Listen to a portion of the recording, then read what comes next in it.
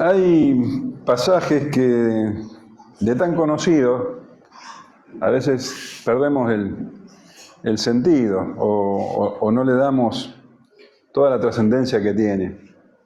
Yo creo que esta parábola todos la conocemos, todos la hemos escuchado, la hemos leído, la parábola del sembrador.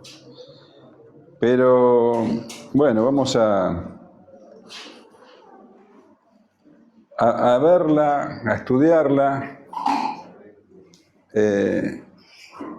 Espero en su valor, situándola en el momento en que el Señor la predicó, la enseñó, y verdaderamente creo que esto va a ser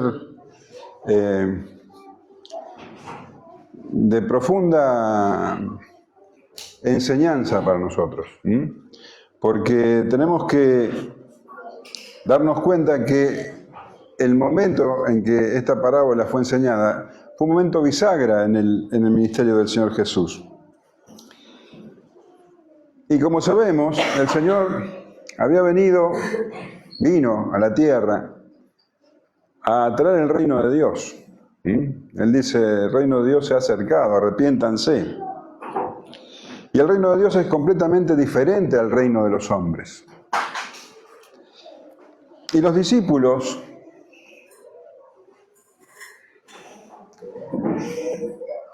parece que estaban muy confundidos con lo que estaba sucediendo hasta el momento. Porque, claro, ellos creían que Jesús era el Mesías. Tenían suficientes pruebas para esto. Pero algo que era evidente es que las multitudes lo seguían, grandes multitudes, pero la cantidad de discípulos verdaderos era bastante pequeña. Y tenemos que entender que lo que estaban esperando los judíos en ese momento era un Mesías libertador, un Mesías guerrero. Ellos lo que querían, lo que esperaban, es que el Mesías, anunciado por las Escrituras, literalmente echara a los romanos de Israel. Y esto no estaba ocurriendo. Y también era claro que todas las autoridades religiosas se estaban oponiendo al Señor. Y nosotros hemos leído que Jesús estuvo predicando por toda Galilea, en cada pueblo, en cada aldea, en cada ciudad, en lugares públicos, en sinagogas, en casas particulares, demostrando claramente que Él era el Mesías anunciado. Pero se justifica el desconcierto de los discípulos. ¿Qué era lo que estaba ocurriendo? ¿Por qué parecía que el ministerio del Señor Jesús, más allá de las multitudes que lo seguían de manera superficial, parecía que el ministerio del Señor Jesús, en realidad, visto de una manera terrenal, no estaba teniendo el éxito que ellos esperaban? ¿Por qué los líderes religiosos lo rechazaban de esa manera? El apóstol Juan escribe en su Evangelio, en el capítulo 1, a los suyos vino y los suyos no lo recibieron. ¿Por qué pasaba eso? En términos terrenales, verdaderamente parecía que el ministerio del Señor Jesús estaba fracasando. Pero el hecho, como les explicaba al principio, Él no vino a establecer un reino terrenal. Él vino a traer el reino de Dios.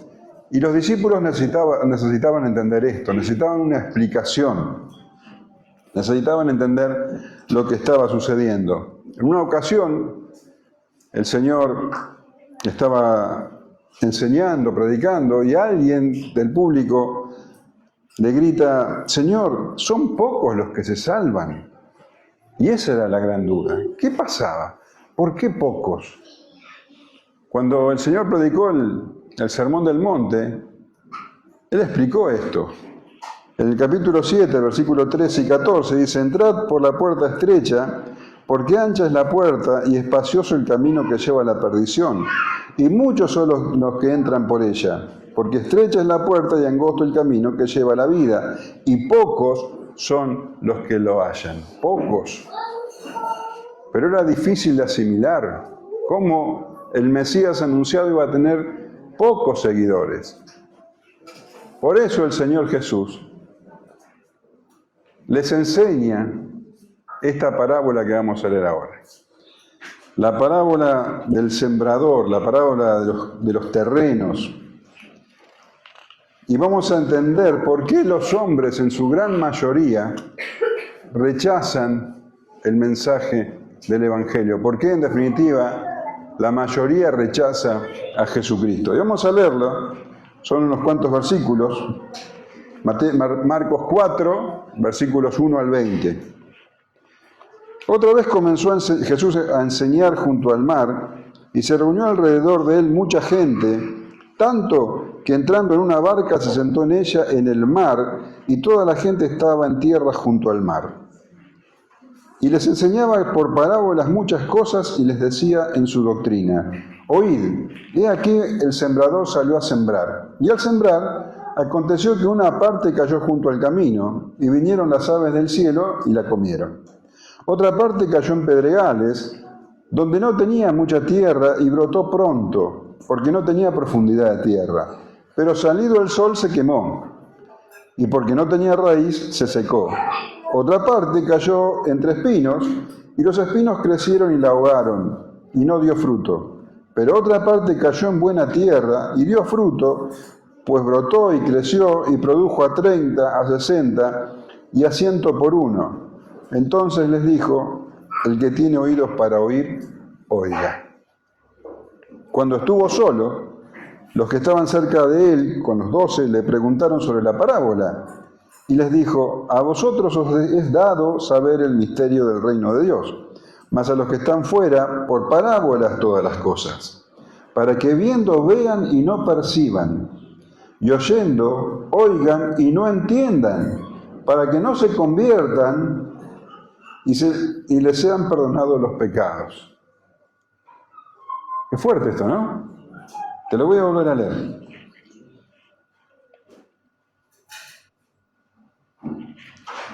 Los que están afuera, por parábolas todas las cosas, para que viendo vean y no perciban, y oyendo oigan y no entiendan, para que no se conviertan y les sean perdonados los pecados.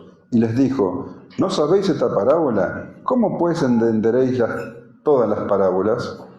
El sembrador es el que siembra la palabra, y estos son los que junto al camino, en quienes se siembra la palabra, pero después que la oyen, enseguida viene Satanás y quita la palabra que se sembró en sus corazones. Estos son asimismo los que fueron sembrados en pedregales, los que cuando han oído la palabra, al momento la reciben con gozo, pero no tienen raíz en sí, sino que son de corta duración, porque cuando viene la tribulación o la persecución por causa de la palabra, luego tropiezan.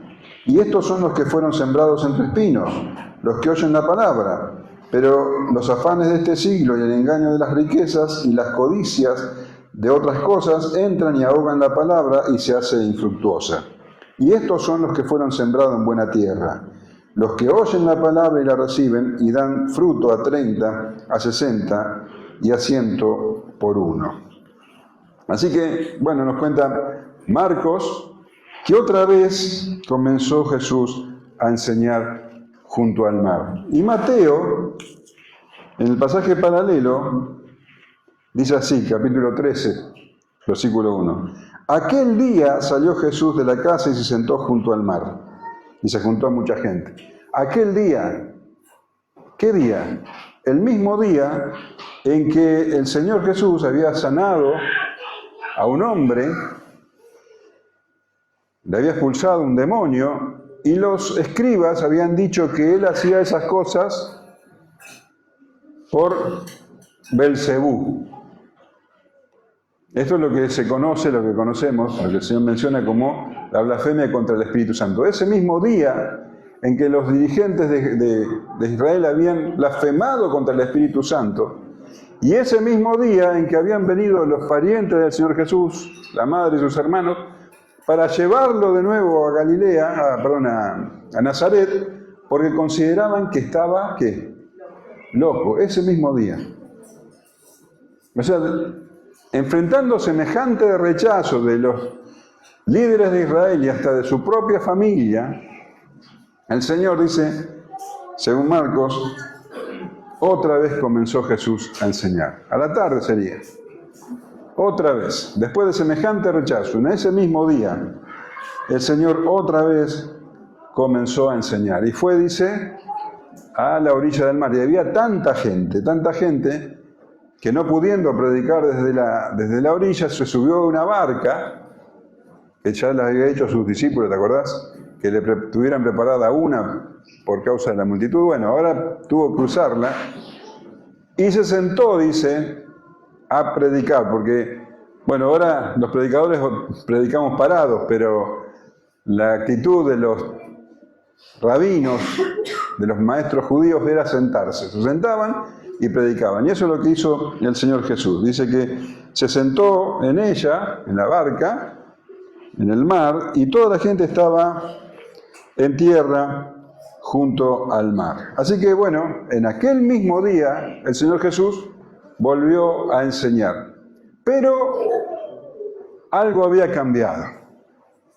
A partir de ese día, a partir de semejante rechazo de parte de los escribas, a partir de que ya habían llegado al punto de blasfemar contra el Espíritu Santo, dice el versículo 2, y les enseñaba por parábolas muchas cosas. Por eso te decía que este es un momento de quiebre en el ministerio del Señor Jesús, un momento bisagra. A partir de este momento, a partir de ahora, el Señor va a usar parábolas para enseñar a las multitudes. ¿Y qué es una parábola? Bueno, una parábola, la palabra griega literalmente significa poner una cosa al lado de otra para compararlas. La parábola es una historia sencilla, una historia corta de la vida cotidiana que, bueno, sirve para presentar una verdad más profunda, algo simple que habla de algo más profundo. El Señor dice que a partir de ahora iba a predicar con parábolas. Y dice Mateo 13:34, todo esto habló Jesús por parábolas a la gente y sin parábolas no les hablaba. Por eso era el momento bisagra. Hasta este momento les había hablado con total claridad. Pero a partir de este punto, a partir de ese día en que habían llegado al extremo de blasfemar contra el Espíritu Santo, de atribuir a Satanás la obra del Espíritu Santo, es que el Señor dice, bueno, a partir de ahora voy a hablar por parábolas. Y he aquí, dice, y les decía en su doctrina, oíd, he aquí el sembrador salió a sembrar. Así que imagínate el cuadro, la multitud en la orilla, el Señor sentado en la barca y comienza su predicación. Oíd, he aquí el sembrador salió a sembrar. Oíd, les dice, presten atención. He aquí, miren esto. Miren lo que les voy a enseñar. Esto es algo muy importante, está diciendo el Señor. Y les empieza a hablar de un sembrador, algo que todos conocían, ellos mismos, el público, seguramente eran sembradores o habían sembrado alguna vez en su vida o tenían un pariente que era sembrador.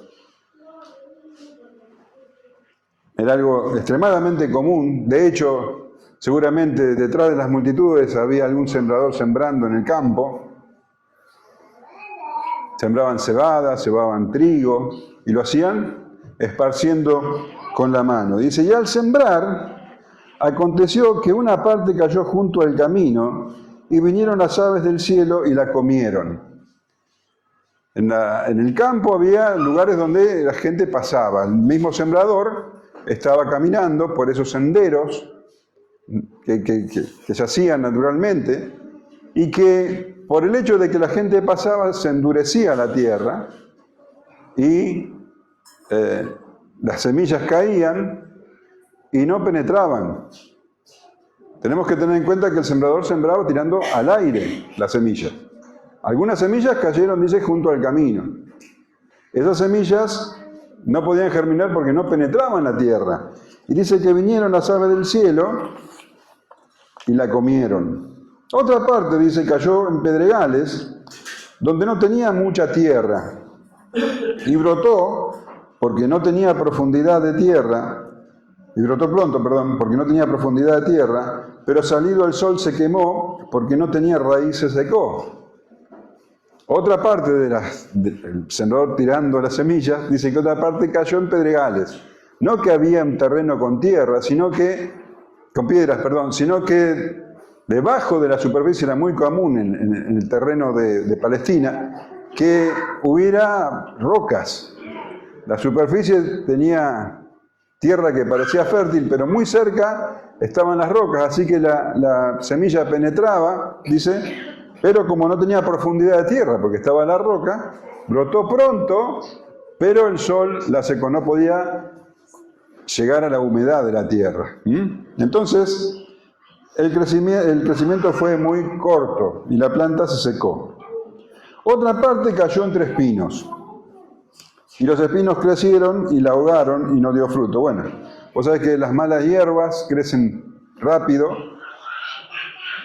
La semilla cayó en la tierra, pero la rodearon enseguida, dice, los espinos, le consumieron el agua, las nutrientes de la tierra, provocaron sombra y entonces la planta fue ahogada.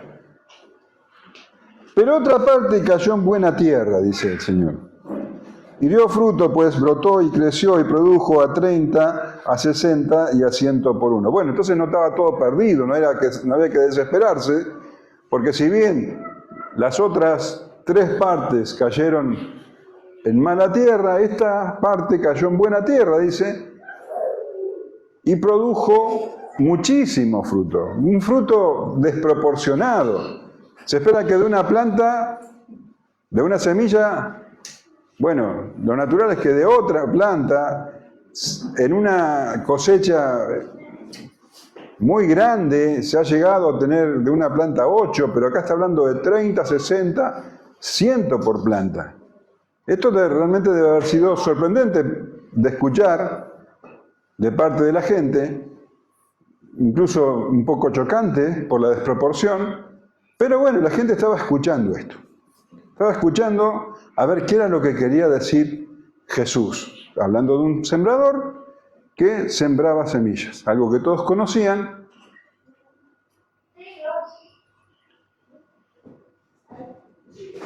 Y no hay explicación. El Señor les habló de un sembrador que sembraba. No había nada sorprendente, salvo que después la parte que cayó en tierra fértil dio mucho fruto. No había nada que morder. La gente se miraría asombrada. Pensaría, ¿qué nos quiere decir? Me imagino algunos pensando, ¿querrá decir que tengo que cuidar dónde tiro la semilla? ¿Me estará diciendo que tengo que examinar los terrenos antes de sembrar? La gente estaría buscando la explicación, estaría buscando qué era lo que el Señor Jesús estaba diciendo. Podemos imaginarnos que se mirarían desconcertados. ¿A dónde estaba apuntando? El Señor no da ninguna explicación. Pero,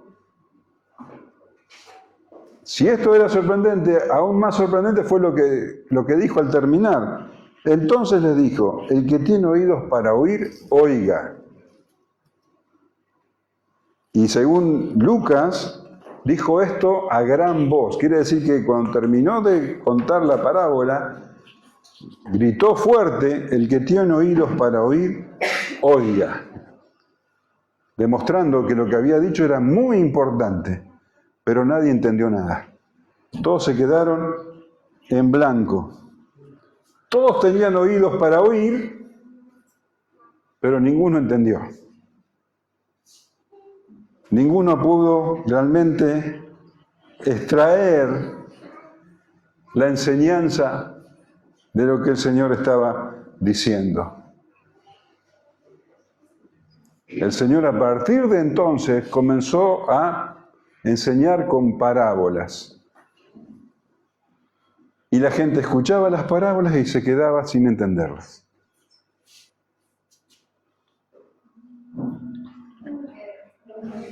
Y esto ocurrió a partir de que empezaron a blasfemar contra el Espíritu Santo. Habían llegado al extremo. Entonces el Señor enseñaba, pero les dejaba velada la enseñanza. No podían llegar a la profundidad de lo que Él estaba diciendo. No podían entender. Y el Señor estaba con esta afirmación, con esta exclamación, el Señor estaba separando. El que tiene oídos para oír, quiere decir que había quien podía tener oídos para oír, ese que oiga. El que tiene oídos para oír, oiga. Evidentemente, la mayoría no tenía oídos para oír. La mayoría no entendía.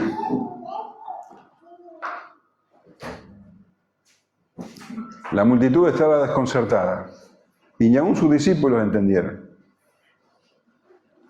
Pero continúa Marcos diciendo: cuando estuvo solo, los que estaban cerca de él con los 12 le preguntaron sobre la parábola. Y les dijo: a vosotros os es dado saber el misterio del reino de Dios, mas a los que están fuera, por parábolas todas las cosas, para que viendo vean y no perciban, y oyendo oigan y no entiendan, para que no se conviertan y les sean perdonados sus pecados. Acá está el Señor demostrando que el hecho de entender es pura gracia. A unos les es dado, dice, a vosotros os es dado saber el misterio del reino de Dios. Les es dado por Dios el entender, el de comprender los misterios del reino de Dios. Pero no a todos, no a la mayoría, a esos, a los que estaban cerca, dice, y a los discípulos les es dado. Es algo que Dios les da.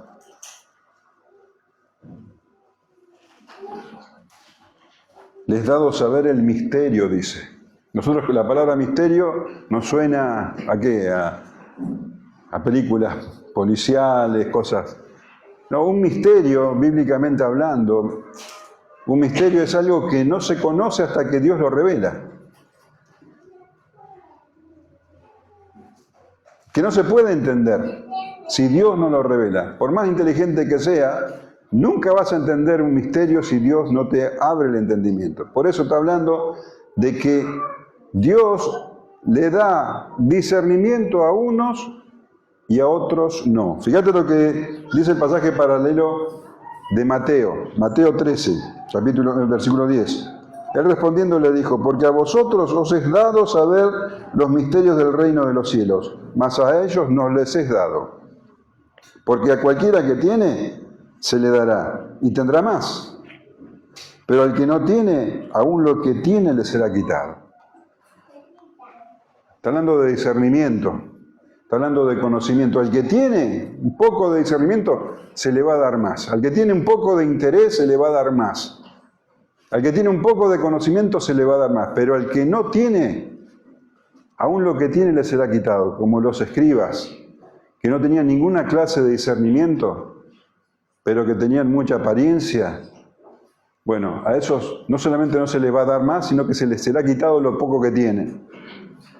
Pero a los discípulos, a ellos, a los que estaban cerca del Señor, se le iba a añadir más. Por eso a ellos les es dado entender los misterios del reino. Que vos estés entendiendo esto no es porque, bueno, hay un predicador que te lo está explicando, es porque Dios te está abriendo el entendimiento, porque Dios te da discernimiento. Porque si no tendrías discernimiento, para vos sería como para el resto, una parábola que habla de terrenos. Y por más que yo te lo explique, tu mente estaría en blanco. Es discernimiento. Y si tenés un poco, Dios te va a dar más. Si tenés un poco de conocimiento, Dios te va a dar más. Pero si no tenés ningún entendimiento, no tenés ningún interés en las cosas del Señor, aún lo poco que tenés te va a ser quitado. ¿Entendés? Por eso el Señor hablaba en parábolas. Ellos habían visto al Señor obrar tremendos milagros, todos los que estaban ahí. Habían escuchado las mismas enseñanzas, todos los que estaban ahí. Pero para algunos, el Señor era directamente un sirviente de Satanás. Para otros, era un sanador. Y para unos pocos, era el Mesías esperado, el Hijo de Dios. A eso se le iba a dar más. Para ellos los misterios del reino de Dios tenían un significado. Y tenían hambre por conocer más. Por eso estos le preguntaron al Señor, por ese hambre. Entonces el Señor hablaba en parábolas con un doble propósito. Velar el entendimiento de algunos y abrir el entendimiento de otros. ¿Se entiende? Para algunos, la parábola era un juicio.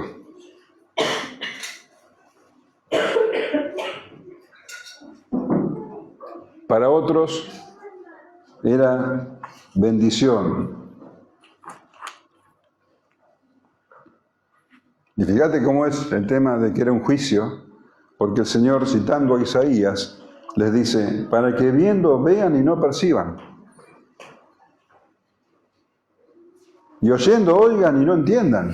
Las mismas palabras, los mismos milagros, que los vean y no perciban. Ya el Señor había puesto un límite acá, para que no se conviertan y les sean perdonados los pecados. Está citando a Isaías, hace poco lo habrás leído, ¿no? El Señor le dice estas palabras a Isaías, y Isaías tuvo que ir a predicar a un pueblo durísimo de corazón. Tuvo que hablarle de juicio, y el pueblo no escuchó. El pueblo endureció su corazón en las palabras de Isaías, y vino el juicio por medio de la invasión de Nabucodonosor. Ahora el Señor empleaba estas palabras al hecho de hablarle al pueblo con parábolas.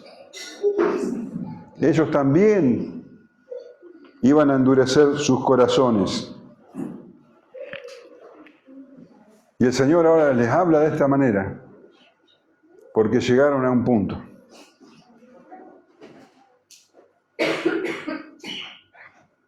Esto está hablando, las parábolas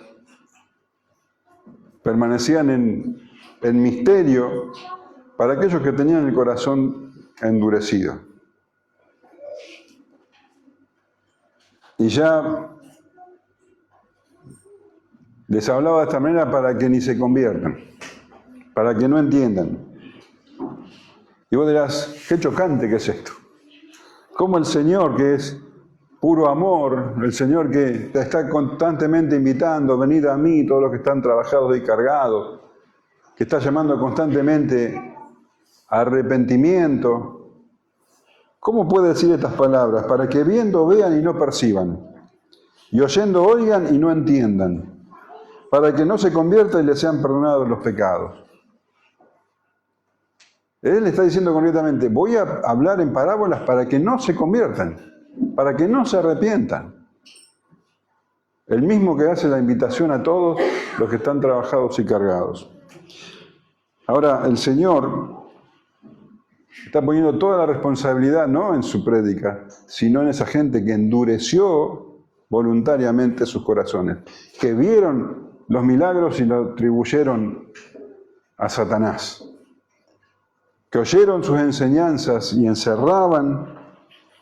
endurecían sus corazones. Entonces el Señor le dice, ¿no quieren oír? Ya no van a oír. ¿No quieren entender? Eso es lo que va a pasar.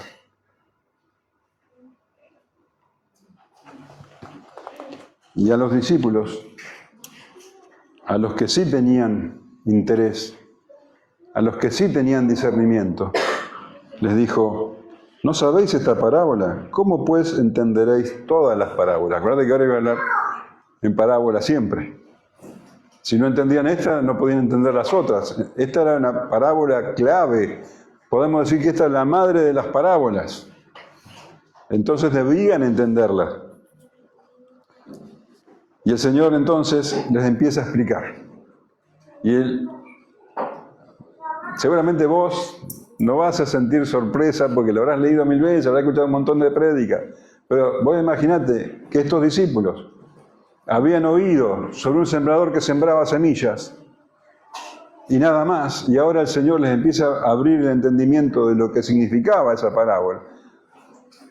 Imagínate la luz que entraba en sus mentes. Y el Señor le dice, el sembrador es el que siembra la palabra. No se trataba de semillas.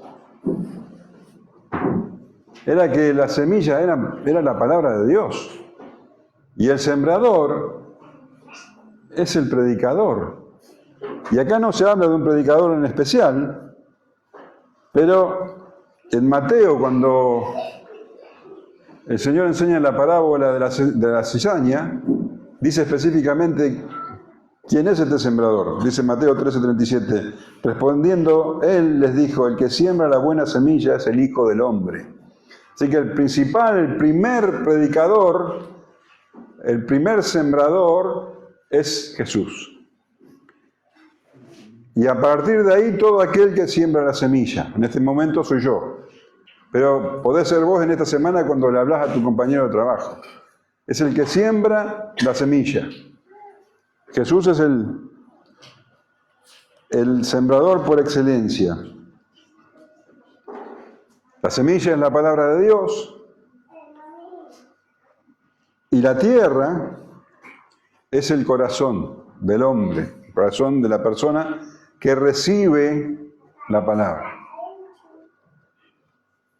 Y fijémonos que cuando el Señor habla, vamos a notar que todos oyeron, cada uno de los 4 terrenos que representan diferentes personas, diferentes corazones, oyeron, pero no todos oyeron. Tenían oídos para oír, pero no todos oyeron. Y nos habla de 4 tipos de terrenos. Vos fíjate, esto es muy esclarecedor. Porque nosotros podemos pensar, bueno, la gente rechaza a Jesús porque le tiene antipatía, porque era, no sé, porque no les caía bien. O el mensaje, tal vez el mensaje es muy duro. Acá no está hablando de que el problema es el predicador, ni el problema es el mensaje. El problema está en el corazón del hombre. Y esto es necesario que lo entendamos. No es el problema ni el predicador ni el mensaje. Así que vos podés decir, no, pero yo no tengo las condiciones. No se trata de eso. El mensaje es muy duro, no me gusta decirle a la gente que se arrepiente. El mensaje es el mensaje y esa es la semilla que vos tenés que sembrar. No la tenés que endulzar, no la tenés que disfrazar. La iglesia no tiene que andar poniendo grandes orquestas ni cosas así para atraer a la gente. La iglesia tiene que dar el mensaje. Claro y sencillo para que la gente escuche. Ahora, que el mensaje provoque fruto, dé fruto, depende de cómo está el corazón de la persona. Entonces, el Señor habla de 4 tipos de corazones. El corazón que es duro, impenetrable, el corazón impulsivo, superficial, el corazón preocupado por las cosas del mundo y el corazón receptivo, la tierra fértil. Y dice el corazón duro. Y estos son los de junto al camino. ¿Quiénes son? A ver. En quien se siembra la palabra, pero después que la oyen, enseguida viene Satanás y quita la palabra que se sembró en sus corazones. Los discípulos empezaban a entender todo. Ah, mira vos, un corazón duro. Claro, la palabra es predicada, pero no entra en ese corazón. Están llenos de prejuicios, se sienten ofendidos, se sienten amenazados, se sienten superiores. Andá a saber por qué esas personas endurecen sus corazones ante la predicación. La palabra no penetra, y esto está representando claramente a los escribas, a los fariseos, todos aquellos que se sienten por encima, se sienten superiores, se sienten que no tienen nada de qué arrepentirse, sienten que los demás son pecadores, que no son ellos los malos. Y dice, bueno, que a estas personas, la semilla que ha sido sembrada, dice, viene el diablo, dice, los pájaros vienen y se las comieron. Está hablando de Satanás. Enseguida viene Satanás y quita la palabra que se sembró en sus corazones. Rechazan el Evangelio inmediatamente. No reciben nada. El Evangelio para ellos es tropiezo o locura, pero tienen el corazón tan duro que no penetra nada. Estos son los de junto al camino. Después están los superficiales, los de corazón impulsivo. Estos son asimismo los que fueron sembrados en pedregales, los que cuando han oído la palabra, al momento la reciben con gozo. Pero no tienen raíz en sí, sino que son de corta duración, porque cuando viene la tribulación o la persecución por causa de la palabra, luego tropiezan. Son los emocionales, los que escuchan y responden enseguida. Y no tiene nada de malo ser emocional. Al contrario, las emociones son buenas. El apóstol Pablo era muy emocional. Muchas veces dice que estaba escribiendo eso, dictando sus cartas llorando. Dice en Filipenses 3:18, porque por ahí andan muchos, de los cuales os dije muchas veces, y ahora lo digo llorando. Mirá lo emocional que era, que son enemigos de la cruz de Cristo. El Señor Jesús lloró ante la tumba de Lázaro por la tristeza de María y la gente que estaba ahí, de Marta, perdón. Las emociones no son malas. La mujer que vino a ungir al Señor llorando, las emociones son buenas. Lo malo es cuando esas emociones son superficiales, cuando no hay convicciones profundas. Como esta semilla que es sembrada, pero no tiene profundidad, dice, hay piedras abajo.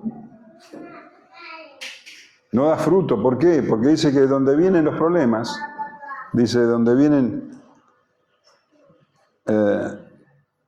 la tribulación o la persecución por causa de la palabra, luego tropiezan. Y esto era la mayoría de la gente que estaba ahí, que venían al Señor Jesús por la motivación equivocada. Venían porque querían sanidades, porque querían milagros, pero no venían por el Señor, no consideraban que necesitaban un Salvador. Entonces estos venían, se emocionaban con el Señor Jesús, pero Un par de años después iban a gritar que lo crucifiquen. Así que, cuando venían los problemas, estas personas tropiezan. Las pruebas, las tribulaciones.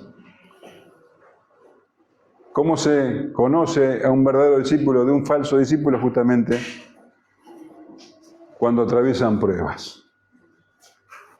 El falso discípulo, al atravesar pruebas, se aleja, descarta su fe. Dice Santiago, capítulo 1, versículo 12, bienaventurado el varón que soporta la tentación, porque cuando haya resistido la prueba, recibirá la corona de vida que Dios ha prometido a los que la aman. Las pruebas, cualquier prueba, la aflicción o la persecución por causa de la palabra. El apóstol Juan dice en el capítulo 2 de su primera carta, salieron de nosotros, pero no eran de nosotros, porque si hubiesen sido de nosotros, habrían permanecido con nosotros, pero salieron para que se manifieste que no todos son de nosotros. Parecen, pero no son, porque son superficiales. Están hasta que aparece una prueba y ahí ya no están más. El verdadero discípulo es fortalecido por medio de las pruebas. No solamente no tropieza con las pruebas, sino que las pruebas lo templan. Santiago también dice, hermanos míos, tened por sumo gozo cuando os hacéis en diversas pruebas, sabiendo que la prueba de vuestra fe produce paciencia, mas tenga la paciencia su obra completa para que seáis perfectos y cabales sin que os falte alguna cosa. El autor de Hebreos, en el capítulo 12, dice, es verdad que ninguna disciplina al presente parece ser causa de gozo, sino de tristeza, pero después da fruto apacible de justicia a los que en ella han sido ejercitados. Y el apóstol Pedro, dice en su primera carta, capítulo 5, mas el Dios de toda gracia que nos llamó a su gloria eterna en Jesucristo, después de que hayáis padecido un poco de tiempo, Él mismo os perfeccione, afirme, fortalezca y establezca. O sea que la prueba al discípulo lo fortalece y al falso discípulo lo hace tropezar, porque no tiene raíz, solamente es emoción. Y el Señor también habla del corazón preocupado. Dice, estos son los que fueron sembrados entre espinos, los que oyen la palabra, pero los afanes de este siglo y el engaño de las riquezas y las codicias de otras cosas entran y ahogan la palabra y se hace infructuosa. Bueno, acá tenemos otro grupo que parecen pero no son. Parecen. Ellos también oyen la palabra. Pero hay otras cosas que ocupan su corazón.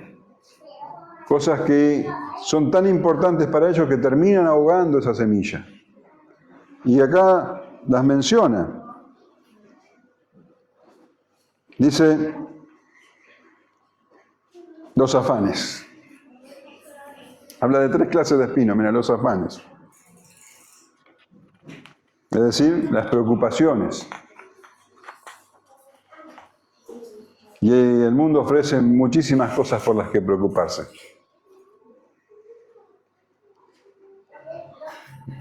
¿Vos estás preocupado por algo? ¿Qué te preocupa? ¿El trabajo? ¿La salud? ¿Eh? No preocupado por algo. Ah.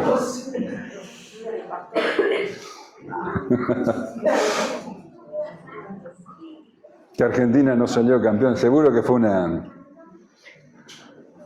trama ahí, ¿no?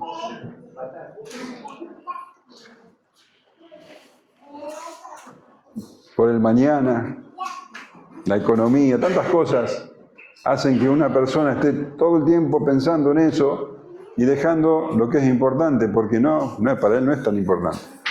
La palabra es ahogada. Y el Señor dice en Mateo 6, no os afanéis, no os preocupéis, no te preocupes. Pues diciendo, ¿qué comeremos, o qué beberemos, o qué vestiremos? Porque los gentiles buscan todas estas cosas. Pero vuestro Padre Celestial sabe que tenéis necesidad de todas estas cosas. Mas buscad que, primeramente, el reino de Dios y su justicia, y todas estas cosas os serán añadidas. Si vos tenés discernimiento, buscás el reino de Dios, te das cuenta que Dios es el que provee. Entonces,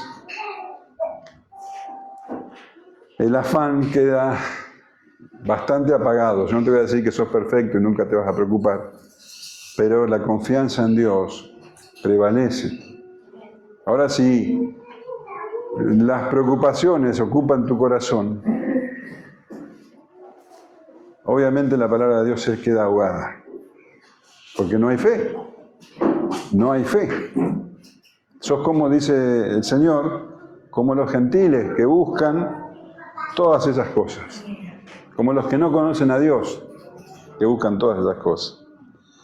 Así que los afanes, las preocupaciones, son como espinos que ahogan la palabra. Otro espino que ahoga la palabra, dice acá, son las riquezas. Y Mateo es más específico todavía, dice el engaño de las riquezas, porque la riqueza, el dinero, ofrece una falsa seguridad, una falsa sensación de seguridad. Entonces uno tiende a confiar, bueno, tengo estas reservas, estoy tranquilo. Y la confianza se deposita en eso y no en el Señor. Y el Señor también dice en Mateo 6:24, ninguno puede servir a dos señores, porque o aborrecerá al uno y amará al otro, o estimará al uno y menospreciará al otro. No podéis servir a Dios y a las riquezas. ¿Y te acordás de uno que el Señor le dijo, sígueme, y él dijo, no puedo? El joven rico. Lucas 18:23 dice, entonces él, oyendo esto, se puso muy triste porque era muy rico. Al ver Jesús que se había entristecido mucho, le dijo, cuán difícilmente entrarán en el reino de Dios los que tienen riquezas, porque es más fácil pasar un camello por el ojo de una aguja que entrar un rico en el reino de Dios. Tenemos entonces los espinos, las preocupaciones de la vida, las riquezas y los placeres de la vida. Los placeres de la vida que ahogan la palabra sembrada, la semilla sembrada. Y hay placeres que son malos en sí mismos. Sabemos, los vicios, el alcohol, las drogas, la promiscuidad, todas esas cosas son malas en sí mismos. Pero hay otras que no son tan malas, pero que terminan ahogando la palabra. A veces, no sé, el entretenimiento, el deporte, o cosas así que no son malas en sí. Bueno, ocupan un lugar tan grande en el corazón de algunos que terminan ahogando la palabra de Dios. Y en 1 de Juan leemos, no améis al mundo ni las cosas que están en el mundo. Si alguno ama al mundo, el amor del Padre no está en él. Porque todo lo que hay en el mundo, los deseos de la carne, los deseos de los ojos y la vanagloria de la vida, no provienen del Padre sino del mundo, y el mundo pasa y sus deseos, pero el que hace la voluntad de Dios permanece para siempre. Así que acá tenemos 3 cosas que hacen tropezar al que fue sembrado entre espinos. Y finalmente, el Señor habla del corazón receptivo, de que es el corazón que es terreno fértil. Y estos son los que fueron sembrados en buena tierra, los que oyen la palabra y la reciben y dan fruto a 30, a 60 y a 100 por uno. Bueno, acá tenés un gran contraste. Estos son la buena tierra, los que alcanzan la verdadera salvación y representan claramente a un corazón que retiene la palabra oída, que tiene oídos para oír y oye. El Señor dice en Lucas 11:28, bienaventurados los que oyen la palabra y la guardan. Así que, a diferencia del que fue sembrado en el camino y no penetra, el que fue sembrado en tierra rocosa y se ahoga y no tiene permanencia, o el que fue sembrado entre espinos y la palabra se ahoga, acá la palabra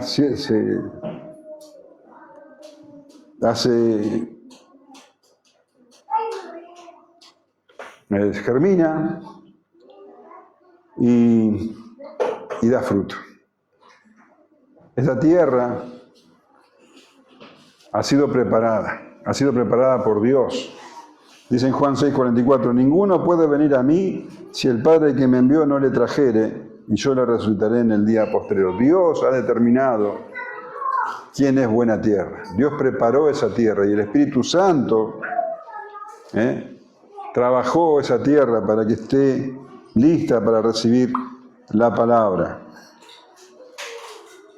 Y ni Satanás ni el mundo pueden frustrar lo que Dios ha determinado. Y esas semillas crecerán hasta convertirse en plantas maduras, mucho fruto.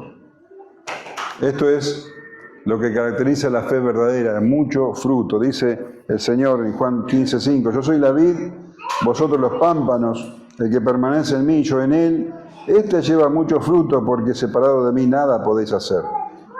El que en mí no permanece será echado fuera como pámpano y se secará, y lo recogen y lo echan en el fuego y arden. Si permanecéis en mí y mis palabras permanecen en vosotros, pedid todo lo que queráis y os será hecho. Y en esto es glorificado el Padre, en que llevéis mucho fruto y seáis así mis discípulos. Mucho fruto. Fruto en carácter y en obras. Frutos que glorifican a Dios. Dice Gálatas 5:22, mas el fruto del Espíritu es amor, gozo, paz, paciencia, benignidad, bondad, fe, mansedumbre, templanza. Ese es el fruto del creyente, el fruto del Espíritu. Y buenas obras. Dice Colosenses 1:10, para que andéis como es digno del Señor, agradándole en todo, llevando fruto en toda buena obra y creciendo en el conocimiento de Dios. Y Filipenses 1:11 dice, llenos de fruto de justicia, que son por medio de Jesucristo para gloria y alabanza delante de Dios. Y cuando una persona es tierra fértil, el fruto es enorme, desproporcionado. A 30, a 60, a 100 por 1. Así que ahora el Señor les explicó a sus discípulos los misterios del reino de los cielos. Ellos veían que las cosas no marchaban con sus ojos naturales, que no avanzaban como les hubiera gustado, que los discípulos eran pocos, que el rechazo era grande, y el Señor les muestra que así debía ser. Porque Él no vino a traer un reino de hombres, vino a traer el reino de Dios, que sería rechazado por la mayoría. ¿Por qué? Porque el corazón del hombre es pecaminoso, porque el hombre ama la tiniebla y aborrece la luz. Entonces lo que estaba sucediendo era lo que tenía que suceder. Ahora los discípulos, al comprender la parábola, al comprender los misterios del reino, podían discernir más. Podían ver lo que estaba sucediendo. No era un fracaso. Al contrario, era lo que Dios había determinado. Y el reino de los cielos iba a crecer de esa manera. No como un reino terrenal, no conforme a los parámetros del éxito del mundo.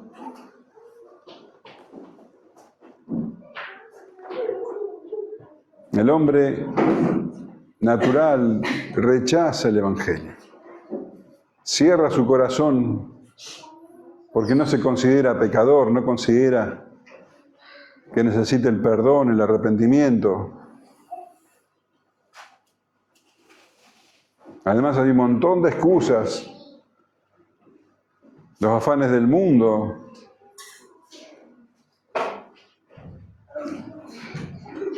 las tentaciones, tantas cosas el mundo ofrece